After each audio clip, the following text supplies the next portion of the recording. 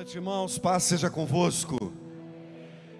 Com enorme prazer, acrescento essa saudação. Graça e paz sejam-lhes multiplicadas.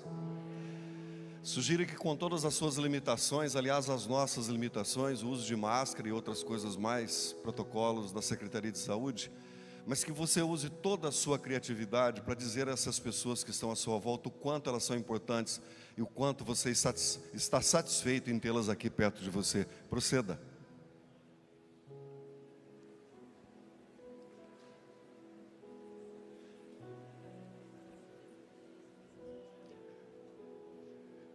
Obrigado. Pedir para você se sentar um pouquinho.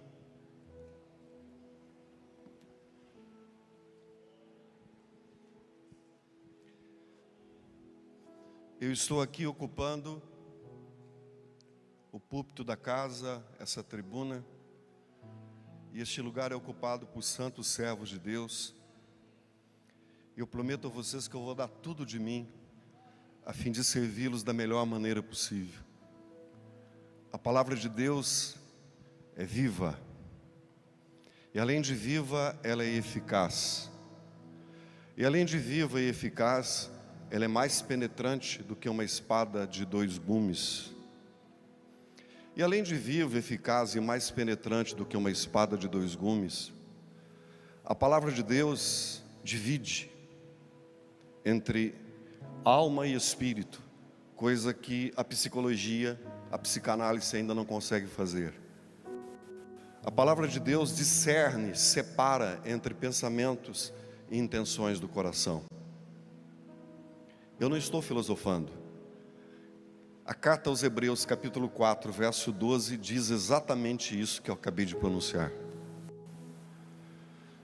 Eu leio livros, sempre estou lendo, mas nada é igual à palavra de Deus. E o melhor do que ler, estudar, é praticar a palavra de Deus.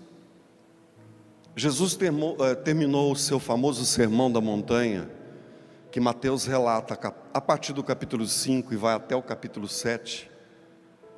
Ele termina o sermão da montanha da seguinte maneira: aquele que ouve estas minhas palavras e as pratica, vou assemelhá-lo a um homem prudente que edificou a sua casa sobre a rocha.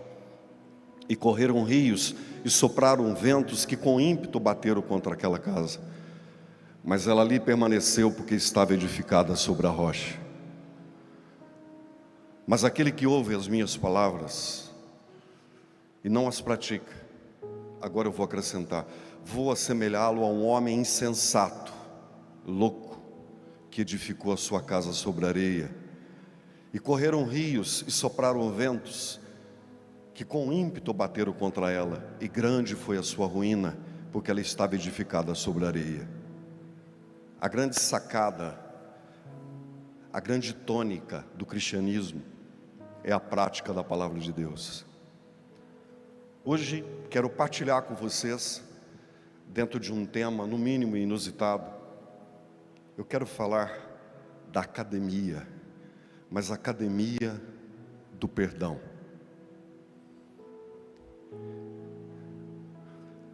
Há alguns dias, alguns meses, anos, quem sabe, eu estava lá na empresa, um sábado, eu estava com muito trabalho para fazer, muita coisa para organizar, mas chegou lá um irmão muito querido, de muitos anos, e ele me convidou a fazer uma visita para o seu cunhado que estava muito mal. Eu confesso que naquele momento eu me hesitei um pouco e disse: puxa, eu tenho tanto serviço para fazer. Mas de repente eu falei: eu preciso ir, eu preciso atender isso. E saí com aquele irmão e fomos até um bairro aqui da nossa cidade, a Vila Pisa. E chegamos à casa daquele moço ainda, um pouco mais de 30 anos, 35 anos. Mas eu confesso que eu fiquei perplexo ao ouvir aquele moço. Ele estava com a barriga enorme, os pés inchados, E além de tudo, os pés tinham fissuras, e por essas fissuras vertiam água, uma água amarelada. E afinal de contas ele estava todo amarelo. Os olhos, o fundo dos olhos, essa parte branca, amarela. Eu logo pensei, esse rapaz está com cirrose hepática. Eu acho que ele é alcoólatra. Bem, eu percebi que ele ia morrer logo. Mas, imediatamente peguei a palavra de Deus. Eu havia levado a minha Bíblia. Eu li a Bíblia no Evangelho de Marcos, capítulo 16, a partir do verso 17, quando Jesus diz que os sinais seguem os que creem. São 5 sinais patentes que seguem os que creem. Em meu nome, vocês repelirão demônios, falarão novas línguas, pegarão em serpentes, se beber alguma coisa mortífera, não lhes causará dano, e imporão as mãos sobre os doentes, e eles serão curados. O texto de Marcos diz que Jesus, depois de ter dado essas instruções, ele subiu aos céus. Mas os discípulos foram por toda a terra pregando a palavra de Deus. Só que tem um detalhe, diz o texto que Jesus cooperava com eles, com os sinais que se seguiam. Após ler esse texto, ali naquela manhã, eu percebi que o ambiente foi tomado pela presença do Espírito de Deus, que inspirou a própria escrita da Bíblia. O ambiente foi tomado por esse doce ente querido, Espírito Santo. Abri meu frasco de óleo, e eu costumo dizer que quando um profeta abre o seu frasco de óleo, não é para o trivial, não é para o corriqueiro, mas sempre tem alguma coisa inédita que vai acontecer quando um profeta abre o seu frasco de óleo. Abri meu frasco de óleo e ungi aquele homem, dos pés à cabeça. Ungi aquelas fissuras vertendo água, os braços, aquela barriga enorme. Ungi a testa daquele moço, e nós oramos em nome de Jesus. Fui para casa, voltei para a empresa e trabalhei lá mais umas 3 horas. E naquela ocasião, 3 meses depois, eu recebi um e-mail da sobrinha dele, a Sara. E falando de um outro assunto, nem lembro direito qual era o assunto, mas quando ela me mandou o e-mail, eu lembrei-me do tio dela, o Marcos. E comentei no e-mail e perguntei do Marcos. Eu disse: Sara, como vai o seu tio Marcos? E ela me respondeu: se você ver o tio Marcos, você não vai acreditar. O tio Marcos está curado, está sarado, está trabalhando. O tio Marcos é outra pessoa, você não vai reconhecer o tio Marcos. Amém. Glória a Deus mesmo. Gostei de você, você é pentecostal. Uns 4 meses depois, cheguei à minha casa. Eu tenho 2 filhas, as 2 já são casadas, e a mais velha já nos deu um netinho, o Arthurzinho, que eu chamo carinhosamente de Pi.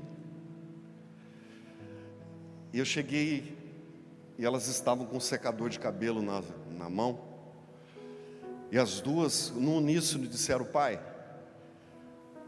o secador não funciona.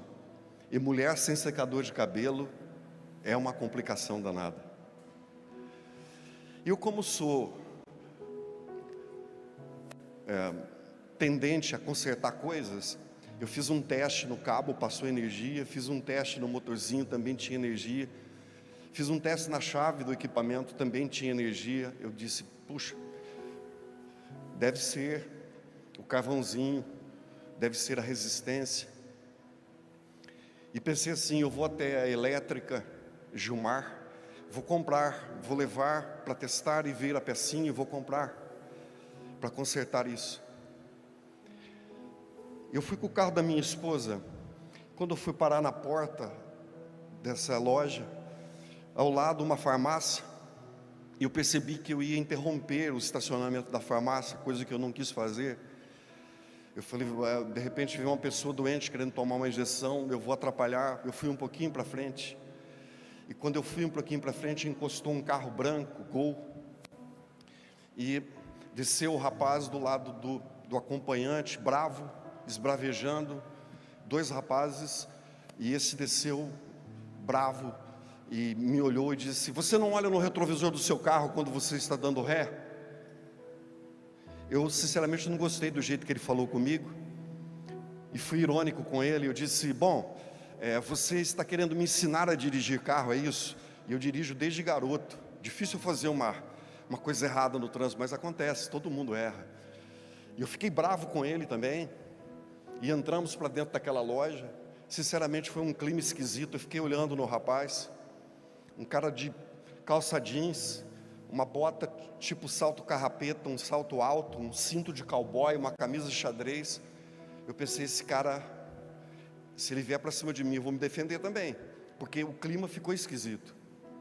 Eu fiquei olhando nele e falei: rapaz, ele é do meu tamanho, mas se ele vier, eu vou me defender, eu não vou apanhar dele. Mas de repente eu olhei para aquele moço, e você sabe que eu resolvi praticar a Bíblia naquele momento, e eu pensei assim: eu vou fazer o que a Bíblia me manda fazer. Eu fui bem pertinho daquele rapaz, olhei nos olhos dele e disse assim: moço, eu não sei o que eu fiz de errado, eu não sei se eu te fechei, o que foi, mas você me perdoa? Ele olhou nos meus olhos e disse assim, firmemente e espantado, ele disse: você é o pastor que me ressuscitou? Eu disse: você é o Marcos? Sim, sou eu. Aí nós nos abraçamos e ninguém entendeu mais nada, absolutamente nada. Enquanto eu mantive a postura de arrogância também, e ele do lado dele, arrogante que estava, nervoso, parece que tinha uma cortina que vedava-me dele, que interrompia-nos o reconhecimento.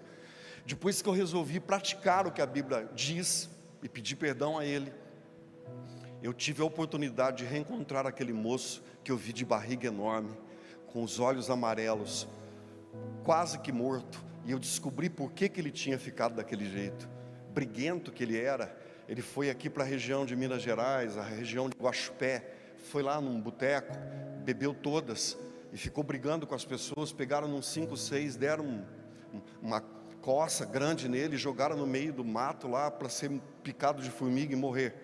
Acharam ele quase morto, e trouxeram-no para nossa cidade, a fim de que ele ficasse perto da família, e morresse em paz. Foi quando eu o conheci. O que eu vou partilhar com você hoje é uma questão de prática, é uma questão de observação à palavra de Deus. Você pode abrir sua Bíblia? Mateus, capítulo 18. Eu começo pelo verso de número 23 e vou até o 35. Mateus, capítulo 18, versos de 23 a 35. É um texto relativamente longo, mas faço questão de lê-lo. Portanto, o reino do céu é semelhante a um certo rei que quis acertar contas com seus servos. E começando a acertá-las, foi-lhe apresentado um que lhe devia 10.000 talentos. Porém, não tendo ele com o que pagar, ordenou ao seu senhor que fosse vendidos ele e sua esposa e seus filhos e tudo o que ele tinha, e que o pagamento fosse feito. Então o servo se prostrou e adorou, dizendo: Senhor, tem paciência comigo e tudo te pagarei. Então, movido de íntima compaixão, o senhor dos servos soltou e perdoou-lhe a dívida. Saindo, porém, esse servo encontrou um dos seus conservos que lhe devia 100 denários, e lançando mão dele, tomou-o pela garganta, dizendo: paga-me o que tu me deves. Então o seu conservo, caindo-lhe aos pés, pediu-lhe, dizendo: tem paciência comigo e te pagarei tudo. Ele, porém, não quis, antes lançou-o na prisão até que pagasse a dívida. Vendo, pois, os seus conservos o que foi feito, entristeceram-se muito e foram contar ao seu senhor tudo o que foi feito. Seu senhor então, chamando, disse-lhe: servo perverso, perdoei-te toda aquela dívida, porque tu me suplicaste. Não devias tu igualmente ter compaixão do seu conservo, como eu também tive compaixão de ti? E indignado, o seu senhor o entregou aos atormentadores, até que ele pagasse tudo o que lhe devia. Assim também meu Pai Celeste fará convosco, se de coração não perdoardes cada um as suas ofensas do seu irmão. Isso aqui é a palavra de Deus. Ok?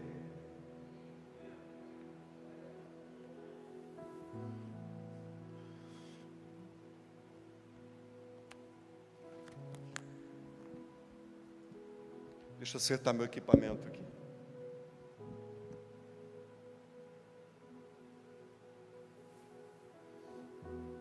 A minha cardiologista, doutora Fabiana Fumagalli, me aconselhou há alguns anos isso, a procurar um personal trainer e fazer exercício na academia, com os braços, com as pernas, exercitar músculos e nervos. Eu confesso aos irmãos que eu não sou muito fã de academia, mas obedecendo uma ordem médica, eu fui a uma academia e o personal começou a me treinar. Então treinamos os braços, um peso pequenininho. Depois ele treinou minhas pernas, um peso pequeno. E eu continuei. E eu percebi que depois de 2 ou 3 meses, os pesos eram muito maiores. E eu conseguia movimentar a máquina, quer dizer, os meus braços com aqueles pesos enormes. Eu cheguei ao ápice de ir até o último peso de uma máquina, quando estava treinando o meu tórax. 72 quilos de peso eu erguia fazendo flexão com os braços.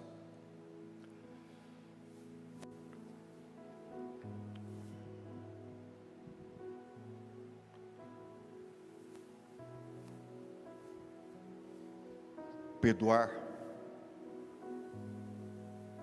é mais ou menos começar a treinar. Eu espero que o Espírito de Deus trate intimamente o seu coração. Eu espero que o Espírito de Deus restaure intimamente o seu ser, e que hoje toda essa angústia por não conseguir liberar perdão genuíno a alguém fique aqui, e que você vá embora para sua casa completamente livre desse recalque, desse peso, dessa angústia de não conseguir liberar perdão. Eu comecei com pesos bem leves, e sem que eu percebesse, eu fui até o último peso da máquina. Eu estava forte, com os braços fortes, com as pernas fortes, mas o personal foi devagar, dia por dia, tempo por tempo, etapa por etapa, até que eu consegui ir ao máximo do que eu conseguia. A primeira etapa do perdão é decidir perdoar. Fale bem alto. Primeira etapa, decidir. Eu acho que você pode ser melhor. Primeira etapa, decidir. Diga. A primeira etapa para o perdão é decidir perdoar. Sim, é uma decisão como qualquer outra decisão que se tem que tomar na vida. Eu não acredito em vida kit pronto. Eu não acredito em vida pacote pronto. 98 pontos percentuais na nossa vida nós escolhemos, nós decidimos, nós optamos. Então a primeira etapa é decidir. Eu estou decidindo, eu estou resolvendo, eu estou escolhendo perdoar. A tomada de decisão irá fortalecer o segundo passo, que nos levará à prática dos primeiros afrouxamentos das nossas resistências. Porque trauma, porque desilusão, porque engano, porque quebra de confiança, tudo isso cria resistência. Na prática, na academia, é quando começa o treinamento levantando os primeiros pesos, orientado pelo personal, para não se causar lesão maior. O primeiro passo na decisão do perdão, quem sabe, é um olá. Depois de meses, anos, quem sabe uma ligação, uma mensagem de áudio pelo WhatsApp, ou mesmo de texto, um e-mail. Começa então os primeiros afrouxamentos depois da tomada da decisão. É o primeiro passo depois de muito esforço, que irá diminuindo a distância, encurtando a distância entre eu e a pessoa, entre você e a pessoa envolvida, dando a oportunidade à outra parte. À medida que se vão vencendo os primeiros passos, passa-se para o segundo, aumentando as possibilidades de uma aproximação maior, ainda que não exista o contato físico.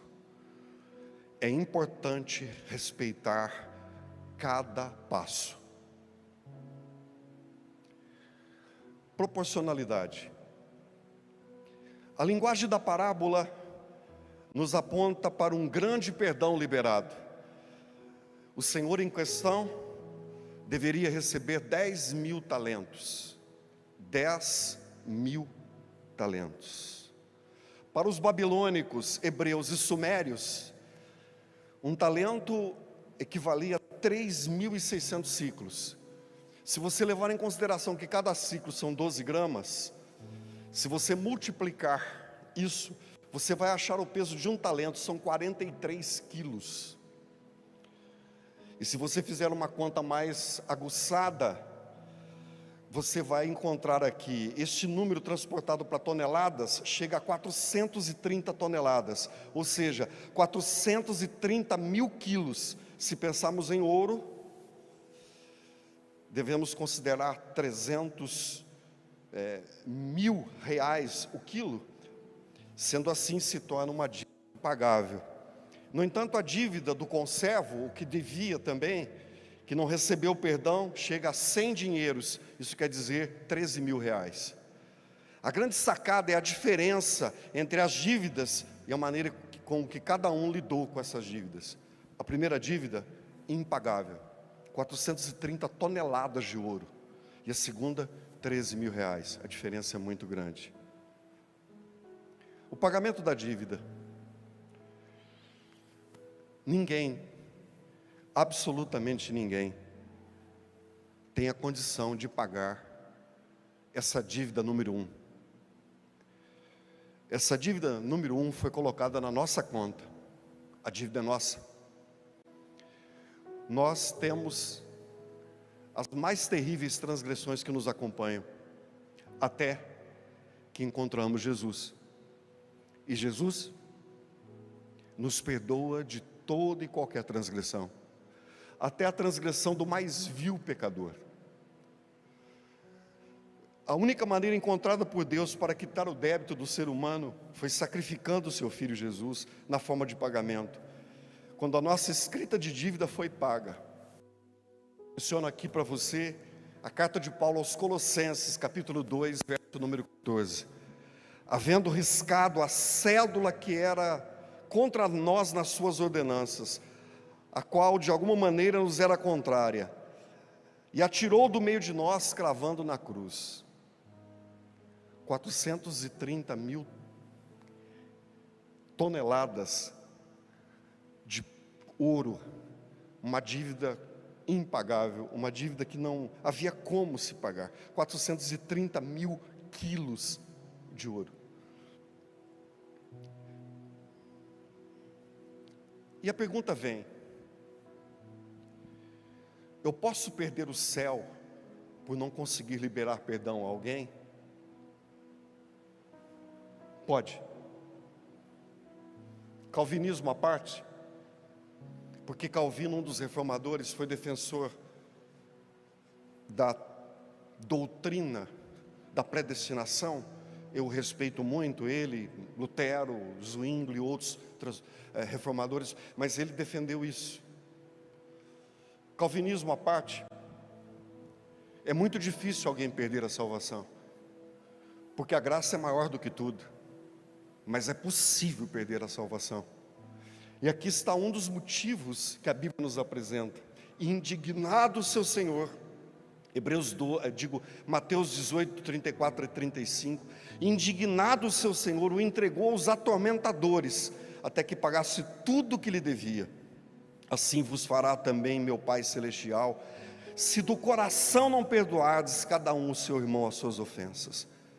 Se alguém me pergunta, eu posso perder o direito de eternidade que a graça me conferiu, que o sangue de Jesus me proporcionou, eu posso perder isso? Pode. Com base nessa leitura, com base nesse contexto da palavra de Deus, perde-se sim, sim pode. O contexto e a finalização da parábola nos mostra isso. Quando eu perdoo, tenho que esquecer? A pergunta é essa. Não obrigatoriamente, não necessariamente, mas não vai doer mais. Tenho que retornar à relação, isso é você que decide, mas perdoar, sim. Eu posso começar uma oração aqui que o próprio Jesus ensinou e vocês continuam? Pode ser? Sim ou não? Posso ou não posso? Ok, quem concorda que eu comece uma oração aqui, levante a mão. Eu começo e vocês continuam, certo? Pai nosso que estás nos céus.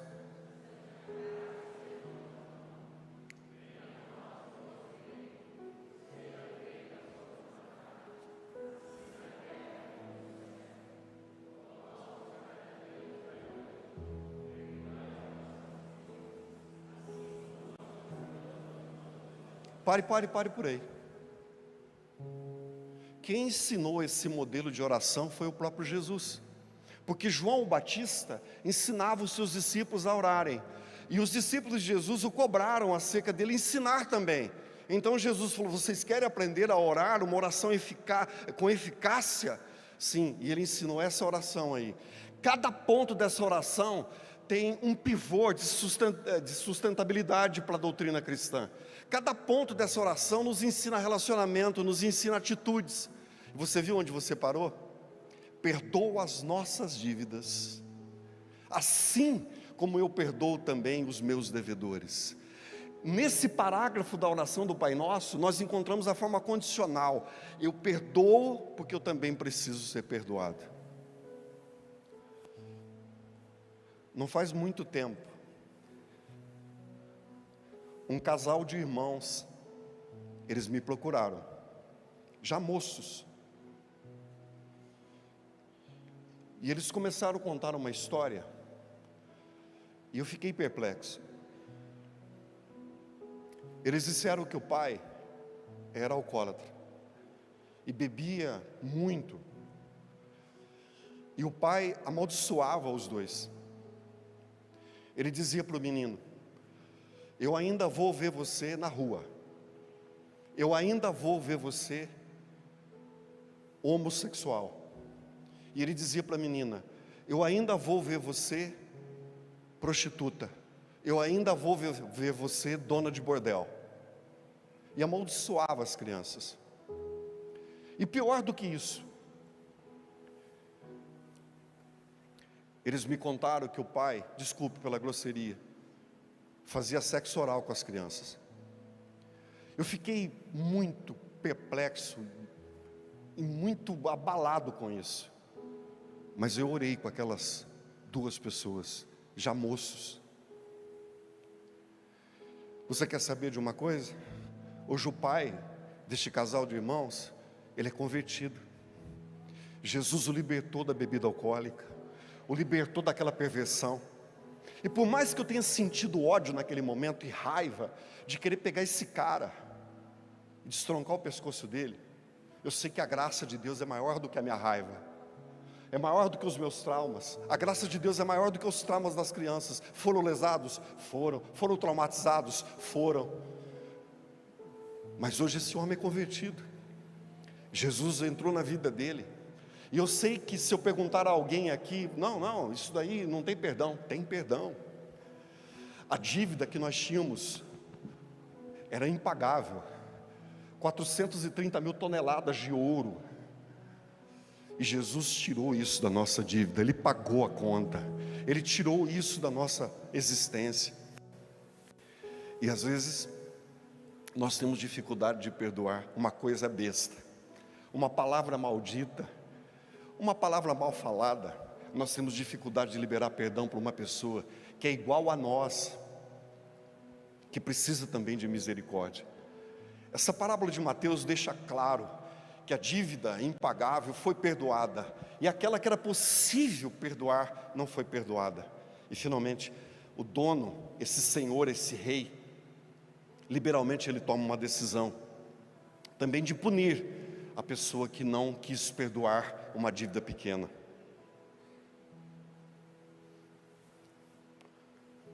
Se você ler o livro do Gênesis, depois do capítulo 30, você vai ler sobre o encontro de Esaú e Jacó. 20 anos que Esaú armazenou dentro de si o desejo de matar seu irmão.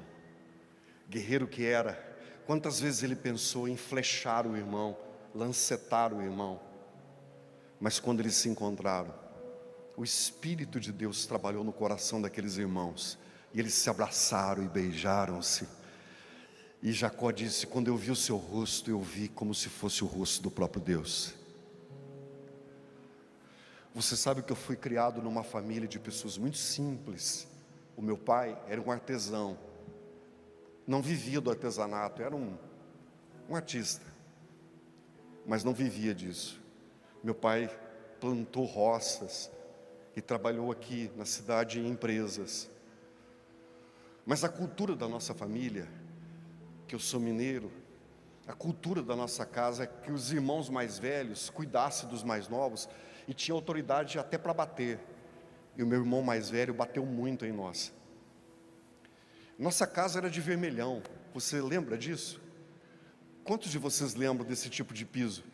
Eles passavam a massa, e era coisa muito simples, jogavam um pó vermelho e vinha alisando com a pá de pedreiro, ou então com uma desempenadeira de aço, e fazia aquele piso vermelhinho. Nossa casa era de vermelhão. E minha mãe, nós somos 5 irmãos, mais o meu pai. Minha mãe ainda acudiu o meu tio, que teve um problema no casamento, era muita gente ali. E meu irmão, aos sábados, limpava a casa para minha mãe, e depois escovava aquele vermelhão com escovão, e passava um pano para polir, depois usava uma cerinha vermelha cardeal, que dava o trato final. E o menino jogava futebol, e entrava para dentro para tomar água. E quando eu entrava, o pote de água ficava exatamente na cozinha que ele tinha limpado. Imagine, eu ia tomar água e saia marcando o piso que ele havia terminado com a cera cardeal. Eu saía dali, ele me chutando e me dando tapa na cabeça, e dava soco também. Eu apanhei muitas vezes assim. E minha mãe era muito rude também. Eu tinha dificuldade de amar minha mãe. Eu amava o meu pai, eu era apaixonado pelo meu pai, mas eu tinha dificuldade de amar minha mãe. Eu não entendia minha mãe, ela era muito cruel com a gente, ela batia muito. Quando eu conheci Jesus, eu consegui entender minha mãe. Eu amei minha mãe profundamente, e foi a primeira pessoa que eu ganhei para Jesus. E o meu irmão, um dia depois dele me bater e me chutar, tinha um degrau que dava acesso à calçada da nossa casa, uma casa muito simples, de meia água, 4 cômodos. Ele me jogou lá fora, depois de ter me chutado. Eu olhei para ele, eu deveria ter uns 11 anos, eu disse: você é homem, e eu sou um menino, mas eu também vou ser homem, eu vou ficar forte, e o dia que eu tiver braços fortes, força física, eu vou te pegar. Esse meu irmão também hoje é pastor na Igreja Assembleia de Deus. Eu também o ganhei para Jesus, e comecei a amá-lo muito, mas durante muito tempo eu armazenei raiva, ódio dele, por bater tanto na gente. Oh, quão bom e quão suave é que os irmãos vivam em união. É como o óleo precioso que desce sobre a cabeça e desce sobre a barba de Arão e vai até a orla dos seus vestidos. É como o monte de Hermon. Ali o Senhor ordena as bênçãos e a vida para sempre. O Salmo 133. Eu sugiro que façamos a nossa inscrição na Academia do Espírito Santo.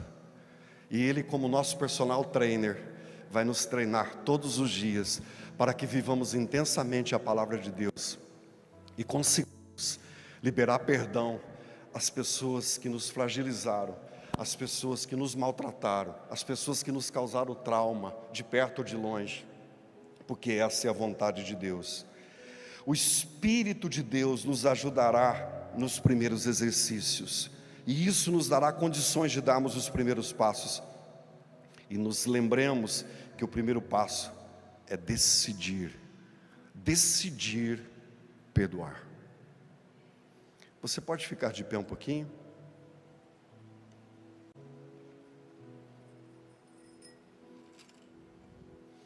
Você pode fechar seus olhos?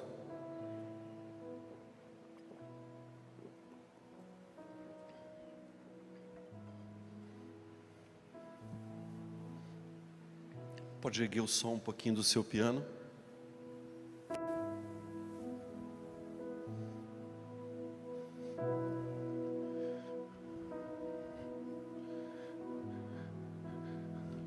Eu quero muito que você pense sobre esse assunto. Feche os seus olhos.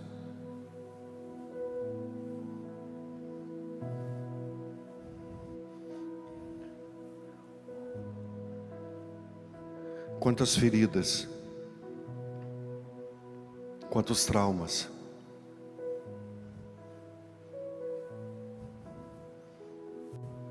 quantas lágrimas, quantas noites, quantos desesperos. Mas hoje, o Espírito do Senhor te trouxe aqui, e você está sendo tratado por aquele que conhece tudo de emoções, tudo de psicologia, tudo de trauma, tudo de sentimentos.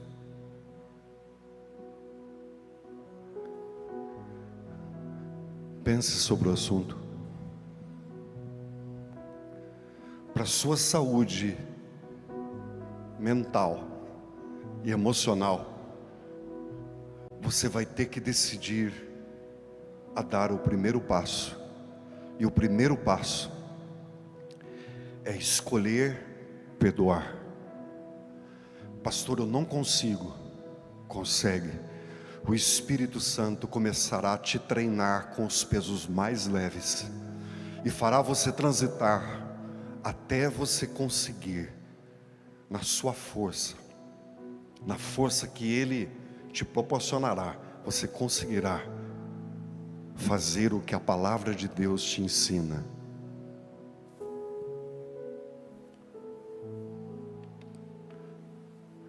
Permaneça com seus olhos fechados, por favor. Eu quero orar por todas as pessoas, todos os irmãos, e você que me vê de qualquer parte do Brasil ou de qualquer parte do planeta. Eu quero orar com você também. Eu quero orar por você que ainda tem uma ferida que não foi sarada, porque você foi vítima de abuso ou foi vítima de agressões, uma ferida que ainda dói.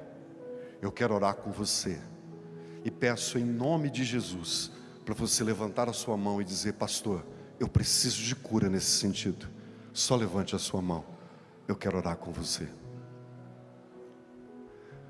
Você que levantou sua mão, você pode vir até aqui, eu quero orar com você. Venha, venha.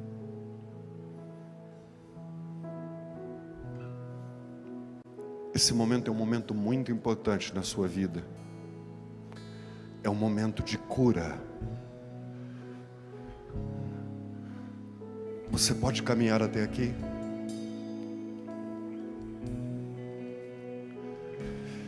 Eu estou olhando alguns de vocês e percebo que vocês estão chorando, que vocês estão emocionados.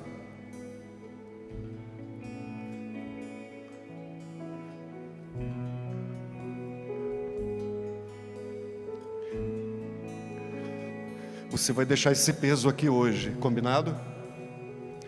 Você vai deixar isso daqui. Você vai fazer uma barganha de fardo. Você vai deixar o seu pesado aqui com Jesus, e Jesus vai dar o dele para você que é leve. Você vai aprender com ele, porque ele é manso e humilde de coração, e você vai encontrar descanso para a sua alma.